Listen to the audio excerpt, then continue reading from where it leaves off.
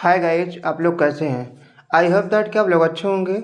आज की इस वीडियो लेक्चर में मैं आपसे चर्चा करूंगा कि फ्यूचर इनपुट की पैसिवाइज कैसे बनाई जाती है। तो वीडियो का अंतर जरूर बने रहेगा ताकि आपको पैसिवाइज की अच्छी तरीके से कॉन्सेप्ट क्लियर हो पाए। तो मैं आपको बताऊँगा कि फ्यूचर इनपुट की पैसिवाइज किस तरीके से बनाई जाती है। यदि आपने टेंस में देखा होगा तो फ्यूचर इनपुट की जो पहचान होती है, जिस क्रिया के अंत में गा, गी, के ऐसे कुछ शब्द लगे होते हैं और उसकी जो सहायक क्रिया होती है विल और शैल। लेकिन जो फ्यूचर इंडेफिनिट की पैसिव की सहायक क्रिया होती है विल बी और शैल बी। और वर्ब की हमेशा क्या लगाते हैं थर्ड फॉर्म। आपके सामने कुछ एग्जाम्पल लिखा हूँ, उस एग्जाम्पल के जरिए अच्छी तरीके से समझते हैं। मैंने पहला एग्जाम्पल दिया है कि आई शैल टीच यू इंग्लिश। मैं तुमको अंग्रेजी पढ़ाऊँगा। कौन पढ़ाएगा? मैं। किसी भी सेंटेंस की पैसिव वॉइस बनाने के लिए सबसे पहले आपको सब्जेक्ट, वर्ब और किसे पढ़ाऊँगा? तुमको। और ये दोनों आपके वर्ब क्या है? वर्ड ऑब्जेक्ट है। पैसिव बनाना है तो हमें क्या करना है कि इस ऑब्जेक्ट को लाकर सब्जेक्ट करना है। तो यू को लाएंगे तो यू क्या करेंगे? यू। और यू को करने के बाद हमें क्या लगाना है? विल। उसके बाद बी। विल बी के बाद आएगा वर्ब का थर्ड फॉर्म। तो यहाँ पर टीच लिखा है और टीच की थर्ड फॉर्म क्या करेंगे? टाट। उसके बाद जितने भी वर्ड बचेंगे आपने यू को लाकर यहाँ किया है, विल को जो सेल था इसको बदल दिया विल बी में, और टीच की थर्ड फॉर्म टॉट। और यहाँ पर जो बचा है शब्द वो हमारा इंग्लिश है, तो इंग्लिश को सीधे उतारेंगे आप, उसमें कोई परिवर्तन आपको नहीं करना है। इंग्लिश लगाने के बाद आपके जो एक्टिव वॉइस की सब्जेक्ट है, एक्टिव वॉइस के सब्जेक्ट को पैसिव वॉइस में हम रखेंगे ऑब्जेक्ट की जगह पर। आई दिया है तो आई क्या करेंगे? हम सीधे मी में कन्वर्ट करेंगे। इसकी हिंदी क्या होगी कि तुमको मेरे द्वारा अंग्रेजी पढ़ाया जाएगा। अगला सेंटेंस है कि you will not beat him today. तुम आज उसे नहीं पीटोगे। विल लग गया, इसका मतलब फ्यूचर इंडेफिनिट टेंस हो गई। फ्यूचर इंडेफिनिट की जो पैसिव वॉइस की सहायक क्रिया विल बी और शैल बी। तो पहले हमें क्या करना है कि एक्टिव वॉइस के ऑब्जेक्ट को पैसिव वॉइस का सब्जेक्ट। अब आप यहाँ पर आपका ये सब्जेक्ट है, ये वर्ब है और ये क्या है? ऑब्जेक्ट। तो अब इस ऑब्जेक्ट को लाकर यहाँ सब्जेक्ट करेंगे। हम हिम दिया है, हिम को क्या करेंगे? ही के साथ क्या लगाएंगे? Will be. और खैर यहाँ पर आपकी नाट दिया हुआ है तो नाट हमेशा पहली सहायक क्रिया के बाद नाट। उसके बाद आपको लगाना है बी और वर्ब की क्या करेंगे? Third form.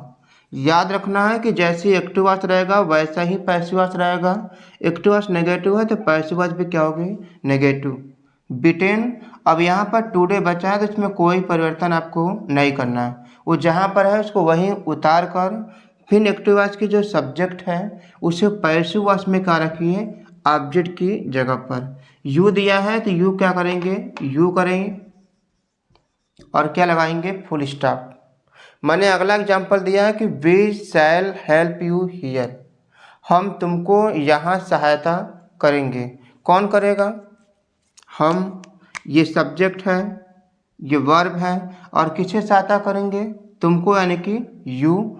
तो हमारा ये सब्जेक्ट, वर्ब और ऑब्जेक्ट बनाना पैसिव वॉइस। तो एक्टिव वॉइस के ऑब्जेक्ट को पैसिव वॉइस का सब्जेक्ट करिए यू, और यू के साथ क्या लगाएंगे? विल। उसके बाद बी और हेल्प की थर्ड फॉर्म क्या होती है? हेल्प्ड। हेल्प में ईडी लगाएंगे, कुछ थर्ड फॉर्म हो जाएगा। उसके बाद हियर यहाँ पर क्या करेगा? बच जाता है तो इसको सीधे उतारेंगे, उसमें कोई परिवर्तन आपको नहीं करना है। हियर। जब वहाँ के वर्ड खत्म हो जाएंगे तो एक्टिव वॉइस के सब्जेक्ट को पैसिव वॉइस में रखेंगे बाई के साथ, और वी दिया है तो इसे क्या करेंगे? अस करेंगे। इस तरीके से बनाना पैसिव वॉइस। अगला मैं एग्जांपल दिया कि will Rahul operated this mobile. क्या राहुल इस मोबाइल को चलाएगा? तब यहाँ पर प्रश्नवाचक वाक्य है तो जैसा एक्टिव वॉइस रहे वैसे ही पैसिव वॉइस रहे। तो यहाँ पर दिस मोबाइल को पहले सब्जेक्ट बनाइए,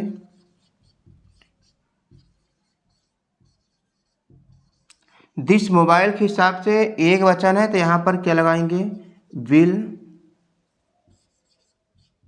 विल।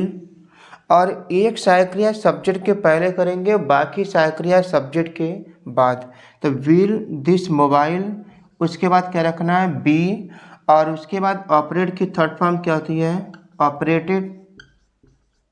सॉरी, यहाँ पर वर्ब की फर्स्ट फॉर्म रहेगी, विल राहुल ऑपरेट रहेगा, थर्ड फॉर्म हो गई थी, सॉरी।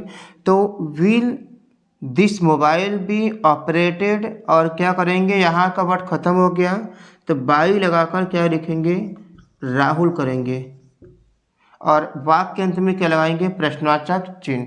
तो इस तरीके से फ्यूचर इनफिनिट की पैसिव वॉइस बनाई जाती है। आगे चर्चा करते हैं कि फ्यूचर कंटीन्यूअस की पैसिव वॉइस किस तरीके से बनाई जाती है। आगे हम चर्चा करते हैं कि फ्यूचर कंटीन्यूअस की पैसिव वॉइस कैसे बनाई जाती है। फ्यूचर कंटीन्यूअस की यदि आप पहचान देखेंगे तो जिस क्रिया के अंत में रहा होगा, रहे होंगे, उसकी सहायक्रिया विल बी और शैल बी, और वर्ब में आईएनजी होती है। लेकिन किसी भी ग्रामर के रूल्स में आपको फ्यूचर कंटीन्यूअस की पैसिव वॉइस नहीं मिलती है, तो फिर भी हम उसके अंत में विल बीइंग और शैल बीइंग लगाकर वर्ब के थर्ड फॉर्म फ्यूचर कंटीन्यूअस की पैसिव वॉइस बनाई जाती है। कैसे, एग्जाम्पल लिखा आपके सामने, और याद रखना है कि फ्यूचर कंटीन्यूअस की पैसिव वॉइस की सहायक क्रिया विल बीइंग, शैल बीइंग और वर्ब की क्या होती है, थर्ड फॉर्म होती है। मैंने एग्जाम्पल दिया कि ही विल कॉलिंग मी, वह मुझे बुला रहा होगा। बनाएंगे पैसिव वॉइस तो क्या करना, पहले एक्टिव वॉइस के ऑब्जेक्ट को पैसिव वॉइस का सब्जेक्ट आई के साथ हमेशा हम क्या लगाएंगे, शैल बी, और उसके बाद वर्ब की थर्ड फॉर्म करना है। तो यहाँ पर जो कॉल है उसकी थर्ड फॉर्म क्या करेंगे, कॉल्ड। जब यहाँ के वर्ड खत्म हो जाएंगे तो बारी आएगी एक्टिव वॉइस के सब्जेक्ट की, और एक्टिव वॉइस के सब्जेक्ट को हम क्या करेंगे, बाई लगाकर इसको क्या करेंगे, हिम, इस तरीके से करेंगे। अगला एग्जाम्पल दिया है कि you will be teaching her today, तुम उसे आज पढ़ा रहे होगे। किसे पढ़ा रहे होगे, उसे। ये हमारा ऑब्जेक्ट है और ये हमारा क्या है, सब्जेक्ट, ये वर्ब और ऑब्जेक्ट। तो पैसिव बनाने के लिए हमें क्या करना है कि इस ऑब्जेक्ट को लाकर सब्जेक्ट करना है। तो यहाँ पर हर लिखा है तो हर को क्या करेंगे, सी, और सी के साथ क्या लगेगा, विल। अब यहाँ पर विल भी लगा है, इसका मतलब वो फ्यूचर कंटीन्यूअस की बात कर रहा है, तो इसकी सहायक क्रिया विल बेंग, और टीच की थर्ड फॉर्म क्या करेंगे, टाट। अब यहाँ पर जो वर्ड बचा है उस वर्ड को सीधे उतारिए। जब यहाँ के वर्ड खत्म हो जाएंगे तो बारी आएगी एक्टिव वॉइस के सब्जेक्ट की, और एक्टिव वॉइस के सब्जेक्ट को बाई के साथ हम क्या लिखेंगे, यू लिखेंगे यहाँ पर, इस तरीके से। अगला मैं एग्जांपल दिया कि we shall be operating this device, हम इस डिवाइस को चला रहे होंगे। विल बी और वर्ब में आईएनजी हमेशा फ्यूचर कंटीन्यूअस होती है। तो फ्यूचर कंटीन्यूअस की सहायक क्रिया विल बीइंग और शैल बीइंग। तो पहले हमें क्या करना है कि सब्जेक्ट को पता करना है कि ये सब्जेक्ट है, ये हमारा ऑब्जेक्ट है, और ये हमारी क्या है, ऑब्जेक्ट। तो इस ऑब्जेक्ट को लाकर यहाँ करोगे दिस डिवाइस। दिस का मतलब कि वो सब्जेक्ट सिंगुलर है, के साथ क्या लगाएंगे आप, विल बेंग, और उसके बाद वर्ब की क्या करना है, थर्ड फॉर्म ऑपरेटेड।